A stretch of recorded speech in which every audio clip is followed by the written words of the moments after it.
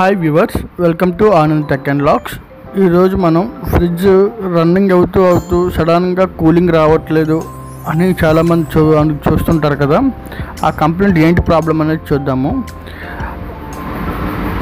Fridge అంతా run అవుతుంది, cooling వస్తుంది, కూలింగ్ రావట్లేదు, ఫ్రిడ్జ్ లైట్ వెలుగుతుంది, కంప్రెసర్ ఆన్ అవుతుంది అనుకుంటాం. కానీ కూలింగ్ ఎందుకు రాదంటే ఫ్రిడ్జ్ రన్నింగ్లో ఉంటుండగా కదపడం కానీ దాన్ని మూవ్ చేయడం కానీ అలా చేసినప్పుడు ఈ గ్యాస్ అనేది చోక్ అయిపోతూ ఉంటుందన్నమాట. ఆ చోక్ అయిపోయే విధానాన్ని ఏ విధంగా చేయాలి అనేది ఈ వీడియోలో చూద్దాము. ముందుగా లోన గ్యాస్ అయితే ఉంటుంది, కానీ ఆ గ్యాస్లో ఆయిల్ మిక్స్ అయిపోవడం వల్ల మనకి కూలింగ్ అనేది రాదు. దానికి ముందుగా ఇవన్నీ తీసుకుని లోన ఉన్న ప్రెజర్ని రిలీజ్ చేసేయవలసి ఉంటుంది అన్నమాట. రిలీజ్ అనేది చేసేయాలి దాన్ని.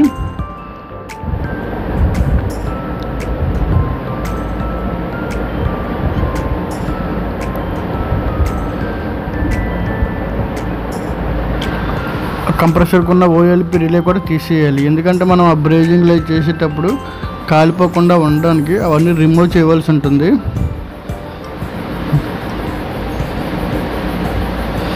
తర్వాత సెక్షన్ డిశ్చార్జ్, ఈ రెండు పైపుల్ని రిమూవ్ చేసుకుని ఆ రెండింటికి పిన్ వాల్వ్ అనేది వేసుకోవాలి.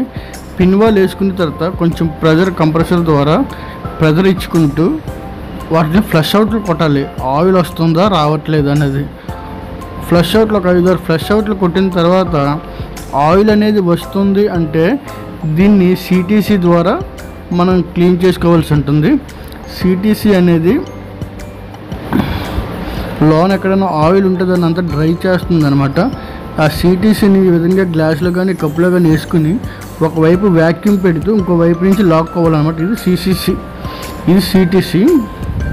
ఆ విధంగా లాక్కున్న తర్వాత మళ్ళీ ఎటు నుంచి మనం పంపించామో అటు ఫ్లష్ అవుట్లు కొడుతూ ఉంటే ఆ లోన్ ఉన్న పైపులన్నీ క్లీన్ అయిపోతూ ఉంటాయి.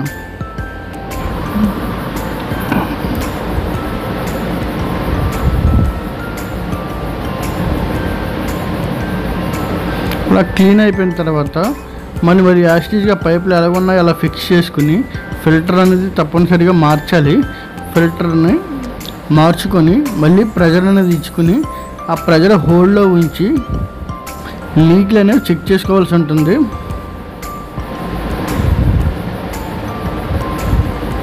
మనం చేసిన బ్రేజింగ్ల దగ్గర ఎక్కడైనా ఏమైనా లీక్లు ఉన్నాయో లేదా అనేది మనం ప్రెజర్ హోల్డ్లో పెట్టి చెక్ చేసుకోవాలి. చూసారు కదా, 300 దాకా మనం ప్రెజర్ అయితే ఇచ్చాము. తప్పనిసరిగా మనం చేసే బ్రేజింగ్లో ఏమైనా లీక్లు ఉన్నాయో లేదా చూసుకుని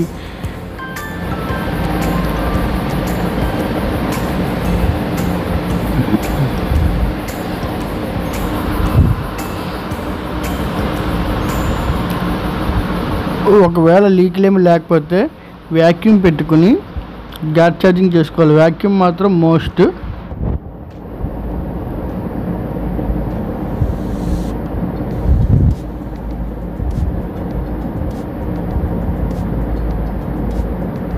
వ్యాక్యూమ్ అయిపోయిన తర్వాత మనం చేయబోతున్న గ్యాస్ ఛార్జింగ్ 600A బాగా వ్యాక్యూమ్ పెట్టుకుని క్యాపర్ అన్ని నీట్గా చేంజ్ చేసుకున్న తర్వాత ఫిల్టర్ని 600A హైడల్ ప్రెజర్ 50 రన్నింగ్లో 0 to 10 PSIని మనం మెయింటైన్ చేస్తూ గ్యాస్ ఛార్జింగ్ చేసుకోవాల్సి ఉంటుంది. ఈ విధంగా గ్యాస్ ఛార్జింగ్ చేసిన తర్వాత రన్నింగ్లో పెట్టుకుని ఎవాపరేటర్ కాయిల్ కూల్ అవుతుందా లేదనేది చెక్ చేసుకోవాలి.